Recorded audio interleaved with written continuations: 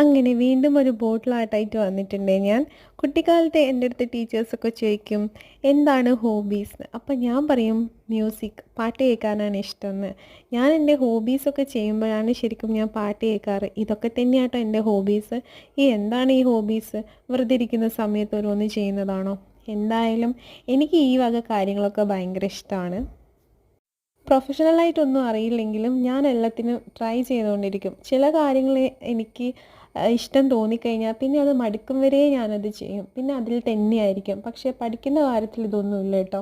ഈ ഇടയ്ക്ക് എനിക്ക് ഡാൻസിനോട് ക്രേസ് തോന്നിയപ്പം പിന്നെ ഡാൻസ് തന്നെ, സ്റ്റിച്ചിങ്ങിനോട് ക്രേസ് തോന്നിയപ്പം സ്റ്റിച്ചിങ് തന്നെ.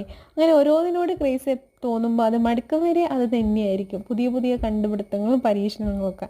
ഇതൊന്നും ഗൂഗിളിലും എവിടെ സെർച്ച് ചെയ്താൽ പോലും കിട്ടില്ല. ഇത് സ്വന്തം ക്രിയേറ്റിവിറ്റിയാണ്. എൻ്റെ ഈ ചാനലിൽ മാത്രമേ ഇത് കാണാൻ കഴിയൂ. എന്തായാലും കോമ്പിനേഷൻ എനിക്ക് നല്ല ഇഷ്ടപ്പെട്ടു.